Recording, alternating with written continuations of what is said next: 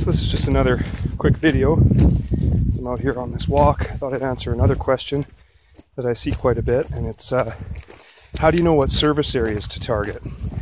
Well, a couple things behind that.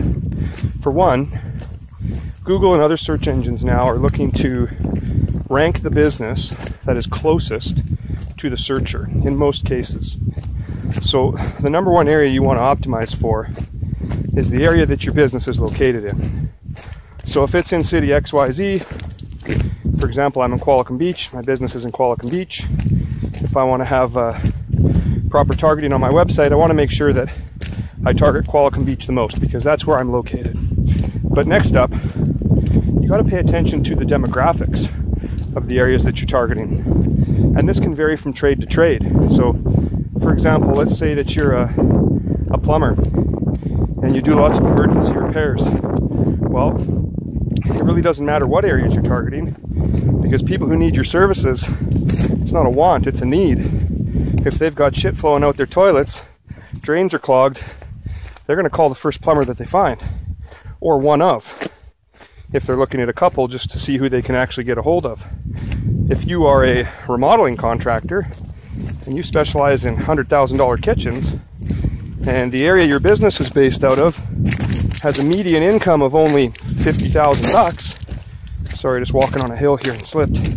But if the median income area, the median income of the area you're targeting is a median income of 50 grand a year, you're not reaching the right people.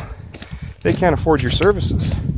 And that's a problem if you're trying to get people that want $100,000 kitchens. So what you really need to do is you need to look at the demographics in your county or your immediate area, and you need to target the neighborhoods, the suburbs, the cities, the towns that have a high median income. And for remodeling services, that's usually a median income of somewhere between 80 and 150 grand on up a year. Now you're starting to reach people that actually have disposable income and they can afford to pay to have their kitchen remodeled. And it's not a want for them, or sorry, it's not a need for them. This is a want. That's a different kind of market. When you're targeting a market that wants things, well, they have to have the money for it, for one. And for two, you've got to be found when they're searching.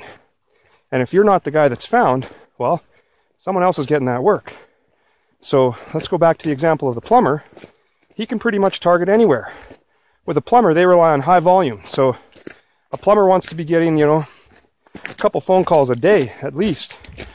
So they can target an area with a decent population, let's say 20 to 50,000 people with a median income of 50,000. And if they rank high and they have a decent website, they're going to get phone calls.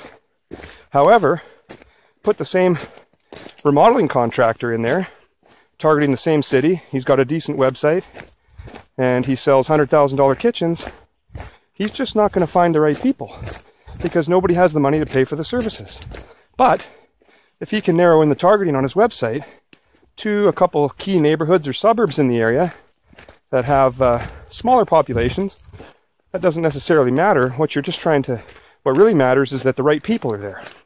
So if he's targeting a smaller city or a suburb, and that income is $150,000 a year or more, and the homes are older, it's an established neighborhood, chances are there's going to be people there that can afford his services.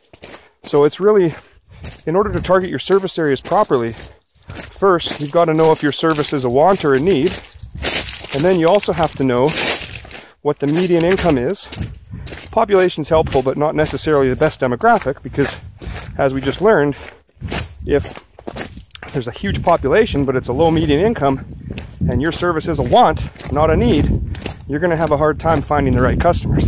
That's just fact. It's going to be hard. You might get a few, but you're not going to get very many. And for a plumber, they need high volume. So you can pretty much target anywhere, and people are going to have plumbing problems. But for a remodeling contractor, a landscaper, bathroom guy, someone specializes in custom showers or custom bathrooms, home additions, basements, stuff like that, those kind of contractors are going to have a lot harder time.